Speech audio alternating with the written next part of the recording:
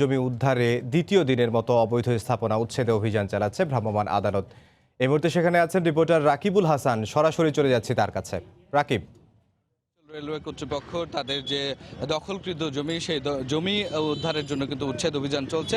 দ্বিতীয় দিনের মতো উচ্ছেদ অভিযান চলছে এবং আমরা দেখছি রাজশাহী নগরীর চারখুঁটা এলাকা থেকে তাদের যে গতকালকে যে তাদের উচ্ছেদ অভিযান শুরু হয়েছিল সেটি কিন্তু কোর্ট স্টেশন এলাকার দিকে এগোচ্ছে এবং আপনারা দেখছেন যে আমার পেছনে ঠিক একটি দ্বিতল ভবন ছিল এবং সেটিকেও কিন্তু অনেকটা গুড়িয়ে ফেলা হয়েছে এবং এটাকে ভেঙে কিন্তু ধীরে ধীরে কিন্তু রাজশাহী কোর্ট স্টেশনের দিকে এগিয়ে যাচ্ছে উচ্ছেদ অভিযান। এবং এখানে যিনি পশ্চিমাঞ্চল রেলওয়ের স্টেট অফিসার আছে তার সাথে আমরা কিছুক্ষণ আগে কথা বলেছি। তিনি বলছেন যে আসলে সরকার থেকে গৃহীত বিভিন্ন উন্নয়ন প্রকল্প এবং রাজশাহী স্টেশন থেকে রহনপুর পর্যন্ত যে ডাবল লাইন স্থাপনের যে পরিকল্পনা সেটি বাস্তবায়ন করার জন্য কিন্তু এখানে উচ্ছেদ অভিযান করা হচ্ছে এবং এর পাশাপাশি কিন্তু বিভিন্ন উন্নয়ন পরিকল্পনা এখানে বাস্তবায়ন করা হবে। আমরা এরই প্রেক্ষিতে দেখছি যে এখানে যতগুলো দোকানপাট ছিল বা বসতবাড়ি ছিল সেগুলোকে কিন্তু উচ্ছেদ করা হয়েছে।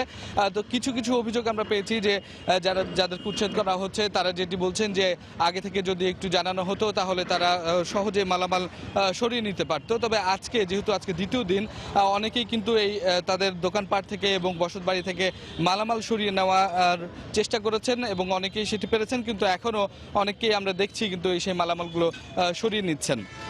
পশ্চিমাঞ্চল রেলওয়ে যেটি বলছে যে রাজশাহী নগরীর চারখুঁটা থেকে শুরু করে রাজশাহী বিশ্ববিদ্যালয় পর্যন্ত লাইনের দুপাশে রেলওয়ে কর্তৃপক্ষের যে জমিগুলো রয়েছে তাদের এবং সেখানে যে সমস্ত অবৈধ স্থাপনা সেগুলো কিন্তু উচ্ছেদ করা হবে।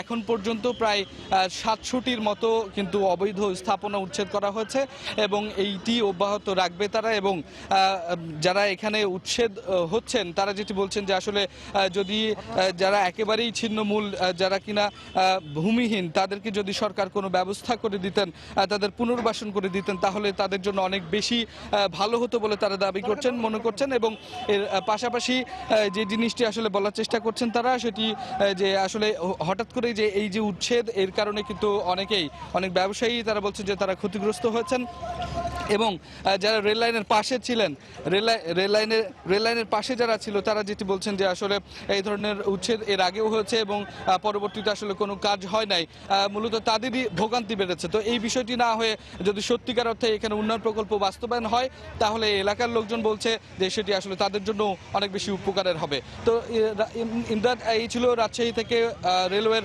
উচ্ছেদ অভিযানের আমার কাছে সর্বশেষ তথ্য। রাজশাহীর কোর্ট স্টেশন এলাকায় রেলওয়ের জমি উদ্ধারে দ্বিতীয় দিনের মতো অবৈধ স্থাপনা উচ্ছেদে অভিযান চালাচ্ছে ভ্রাম্যমাণ আদালত। সে খবর জানাতে আমাদের সাথে যোগ দিয়েছিলেন রিপোর্টার